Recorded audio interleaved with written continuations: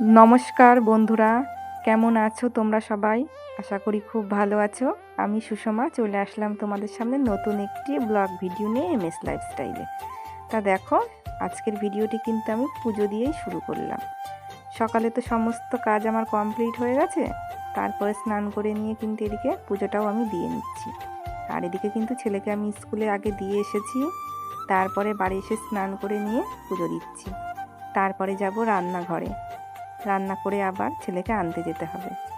তা দেখো, আজকে কিন্তু আমি হাজব্যান্ডকে বলেছিলাম যে ফুলটা শেষ হয়ে গেছে, একটু ফুল এনে দিও।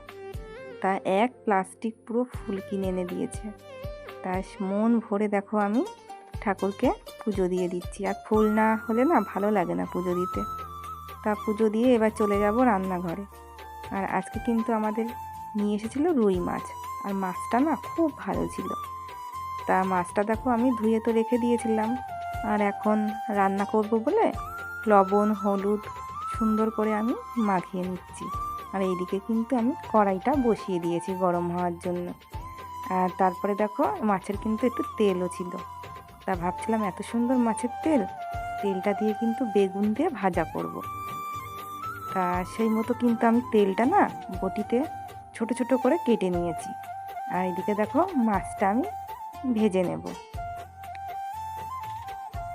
মাছ ভাজা এদিকে হতে থাক, আর তার মধ্যে কিন্তু আমি মশলাটা করে নিয়েছি। মাছের মশলা আমি শিলে বেটে নিয়েছি। তারপরে দেখো এদিকে একটু আলু কেটে নিয়েছি, একটা বড় সাইজের, একটু টমেটো দিয়েছি, কারণ মাছের ঝোলে একটু লম্বা লম্বা করে আলু আর টমেটো দিলে কিন্তু খুব ভালো লাগে খেতে। আর যেই মশলাটা বেটে রেখেছিলাম সেটা আবার আমি দিয়ে দেবো। আলুটা হালকা করে ভেজে নিয়ে তার মধ্যে দেখো মশলাটা দিয়ে দিলাম, টমেটোটা দিয়ে দিলাম, দিয়ে ভালো করে কষিয়ে নিয়ে আমি কিন্তু রান্নাটা করে নেব। আর আজকে জানো তো, মানে বিরাট বড় একটা দুর্ঘটনা আমার সাথে ঘটে গেছে। দুর্ঘটনাটা এমনভাবেই ঘটেছে, আমি তোমাদেরকে দেখাবো সমস্তটা। তা আমার ভিডিওটির সাথে থেকো। মাছের ঝোলটা দেখো এদিকে আমি বসিয়ে দিয়েছি তো, আর ঝোলটা পুরো ফুটে গেছে। আর আমি এবার একটু নাড়িয়ে দেখে নেব যে আলুটা গলেছে কিনা, তারপরেই কিন্তু আমি মাছটা দেব।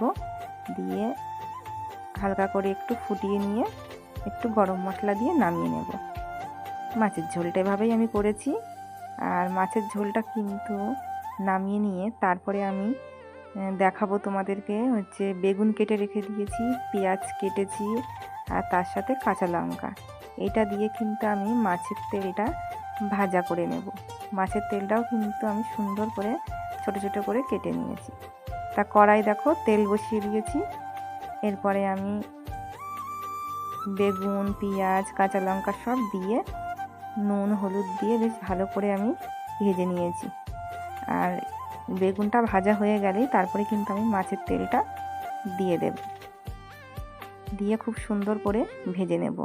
আর গরম ভাতে কিন্তু এরকম একটা রেসিপি থাকলে নিমেষেই কিন্তু সুন্দর করে ভাতটা খাওয়া হয়ে যায়। তা খুবই ভালো লেগেছিল ভাতটা খেতে। এভাবেই ভাজা করে নিলাম। আজকে দুপুরের মেনু আমাদের এটাই, মাছের ঝোল আর মাছের তেল দিয়ে বেগুন ভাজা, এটাই রেসিপি। তা আমি রান্না করতে করতে রান্না প্রায় শেষের পথে, এমন টাইমেই কিন্তু সেই দুর্ঘটনা আমার সাথে ঘটে গেল।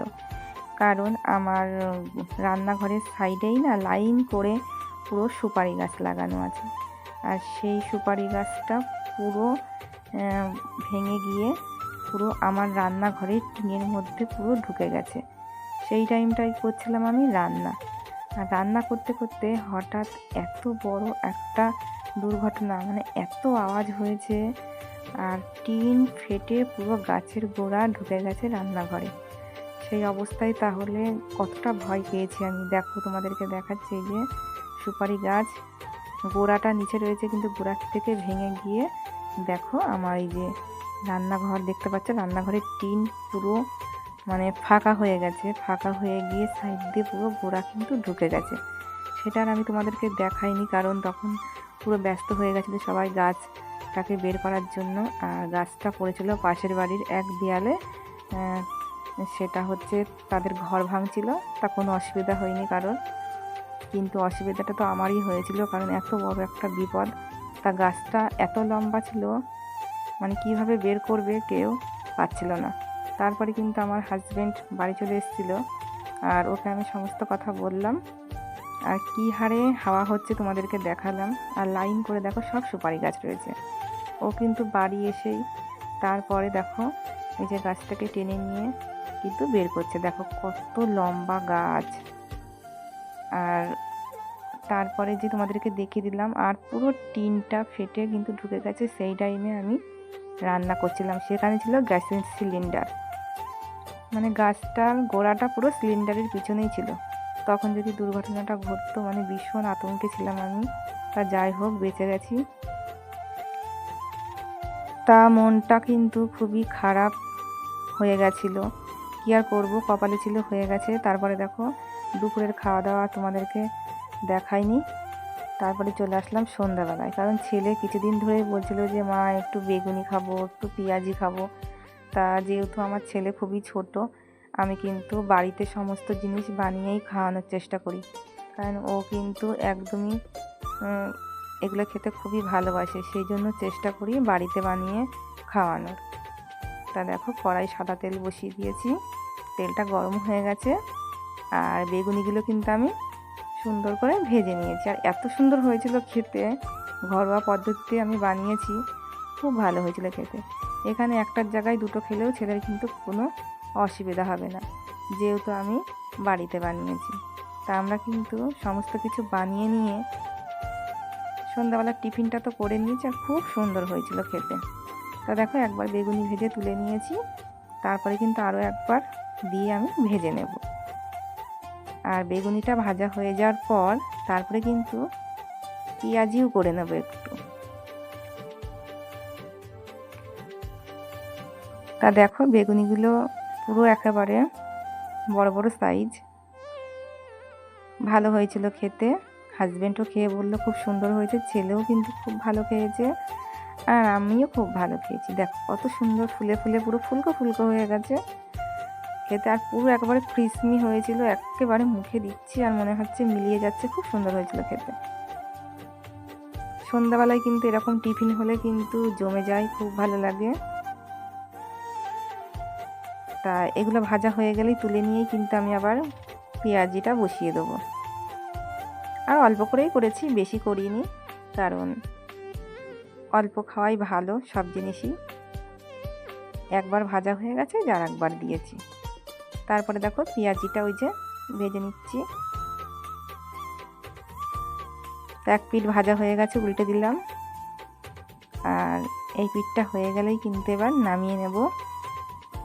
তার সাথে কিন্তু হবে সন্ধ্যাবেলায় একটু দুধ চা হবে, কারণ দুধ চা দিয়ে আর সন্ধ্যাবেলায় এরকম তেলে ভাজা কিন্তু দারুণ লাগে খেতে।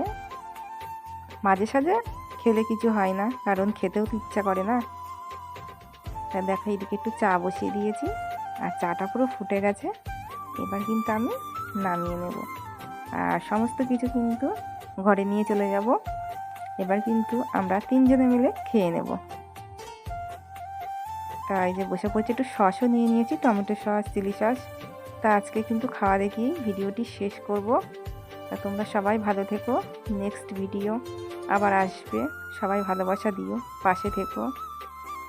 তা দেখো হাজব্যান্ড খাচ্ছে, তারপরে কিন্তু ছেলে কিন্তু এদিকে খাওয়া আরম্ভ করে দিয়েছে, আমিও খেয়ে নেবো। তা তোমরা সবাই ভালো থেকো, সুস্থ থেকো, বাই।